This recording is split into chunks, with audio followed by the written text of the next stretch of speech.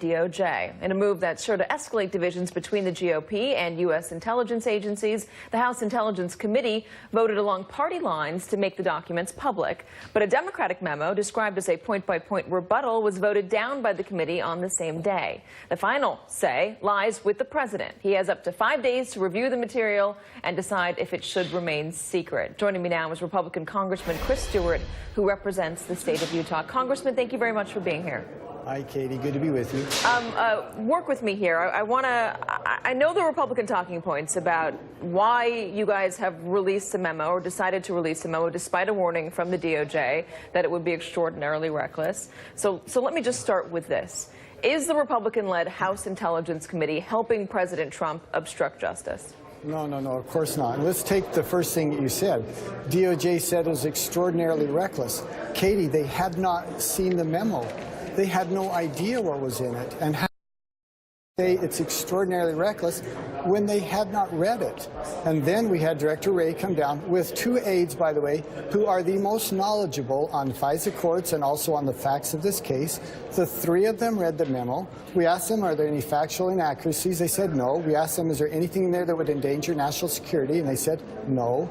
And they gave us a go-ahead to release the memo. They said no, there are no factual inaccuracies in this memo? None? That's exactly right. Yeah. Is Christopher Wray going to come out and tell that to the American public in order to cast any aspersions away from this memo that are out there?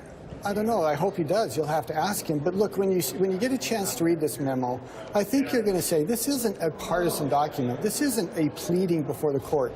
This is just simply a laying out of the facts. We don't accuse people.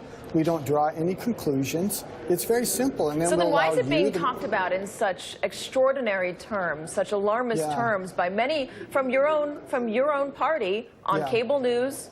Why is it being talked about like that if there's no smoking gun and it's something that just raises some more questions? I wish that they wouldn't have talked about it in such dramatic terms. And frankly, I've been saying that for a week or more since the members of Congress have been able. Now, some people are measured about it, but some people have been overly dramatic. And it makes for great television. But again, it doesn't help us to raise people's expectations about, what's contained in this memo, and then for them to say, well, that didn't turn out. I've tried to be measured, as I think have been most of the members of the committee. But Katie, it is an important memo. This isn't just asking more questions. There are meaningful facts laid out in this memo that you and your viewers and the American people deserve to see. Do you believe that whatever Mueller does come up with is something that can be believed? Special Counsel Mueller? Yeah. Oh, yeah, absolutely. I've always You don't think this is going to try to undercut his credibility or the FBI's credibility? The very body that's investigating the president right now. The body that's investigating the president is Special Counsel Mueller. He's not an appendage of the FBI. He is independent. And it's one of the things we've also heard from people who had not read the memo. They said this will undermine the special counsel. It does not at all. I want the special counsel to continue. I want him to finish his work. I don't want to impede him in any way. But this memo simply doesn't do that. And once again, maybe today, maybe tomorrow, in the next few days, you're going to be able to see the memo. And when you do, then I would challenge anyone, how does this affect the special counsel? Because the truth of it is it does not.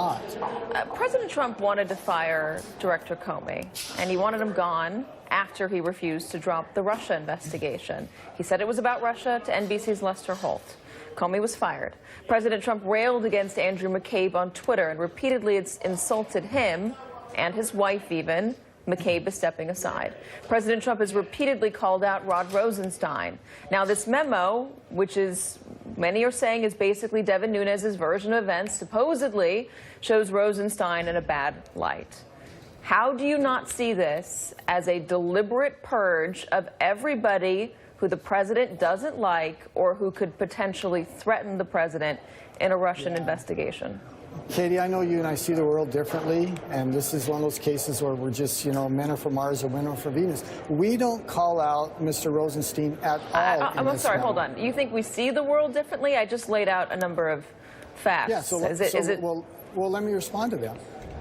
Because we clearly do see the world, and look, people can look at things and claim facts or claim their interpretation of facts, but they clearly have different views on that. No, this is Donald Trump saying to NBC's Lester Holt that he fired Comey because of the Russia thing. Okay, It's Donald Trump saying on Twitter that he doesn't like Abe and that he thinks he's a partisan, and his wife was a Democrat, and calling his wife a loser for not winning that election. It's Donald Trump going after Rosenstein. I mean, Katy, where are we disagreeing? Let me respond. If you think, are you proposing that Mr. McCabe resigned because of Donald Trump? Because I think that would be silly. For heaven's sakes, the FBI is independent. Mr. Trump can't fire him or hasn't threatened to fire him. I believe he resigned because of some of the information contained in this memo that's about to come forward. And I could elaborate on that. I could tell you some of the things that we are concerned about with Mr. McCabe. But he made his own decision. He wasn't forced out by the president. The president isn't trying to force out Mr. Rosenstein. But you can't take any organization, particularly a law enforcement like the FBI, a law enforcement organization, say, you know what, they are beyond reproach. You cannot question them. There's only one organization in the world that's beyond reproach, and that's the FSB, or the former KGB in Russia. They're the ones who say, if you question us, we're going to arrest you. The FBI is not like that. We can't allow the FBI to become like that. So what do you say to your Republican counterparts and supporters of Donald Trump who do compare the FBI to the KGB? I had somebody on my show the other day doing that very thing. Folks on Fox are doing that. They're calling them the secret police. What do you say to them in order to turn down the volume? Yeah, I think that's nuts. I just do. I think that's nuts. The vast majority of the people in the FBI are dedicated public servants. And we want to support them. And, you know, one of the unfortunate things is there's been this narrative, well, the Republican or the House Intel Committee is trying to tear down the FBI. That's just insane. Of course we're not. But you can't have any organization that, again, is beyond oversight. If there are individuals, especially leaders within the FBI, who have done things inappropriate, we have to be able to hold them accountable. And, Katy, by the way, I've talked with FBI agents who are just hardworking men and women in the field who are very distressed by this. And it's not because we are trying to hold people accountable. It's because of the politicalization and some of the things that have been taking place.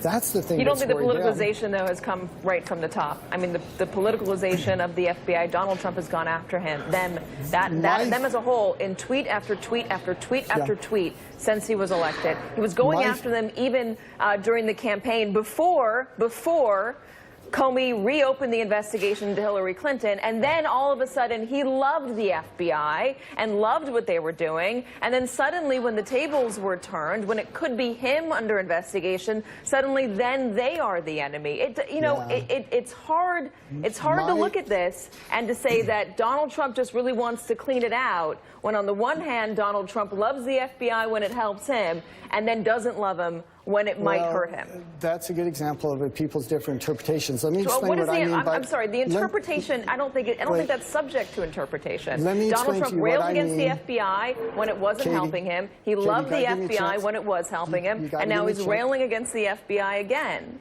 Katy, give me a chance to respond. I love to come on your show, but to be fair, you've got to give me a chance to respond.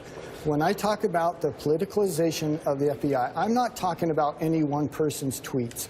The president, as is anyone else, is free to tweet whatever they want. That is in the public realm. You and I can see that. We can evaluate that. I'm talking about something much more insidious and frankly, much more challenging to confront and to correct. And that is, were they secretly, behind closed doors, acting inappropriately? Were they targeting U.S. citizens, private U.S. citizens, inappropriately? Were they honest before the FISA courts? Those are the kind of questions I think are far more important, at least as important as someone's tweets. Those are the kind of things that the American people have a right to know. Let's just end on one thing. If this memo does reveal that Rod Rosenstein okayed the FISA warrant for Carter Page, just remember that this is a Donald Trump appointee, Rod Rosenstein, okaying the FISA warrant, the spying essentially on a Donald Trump campaign advisor. And that is a big deal. If a Donald Trump appointee is okaying looking into a Donald Trump campaign advisor because they suspect he might be working with Russia.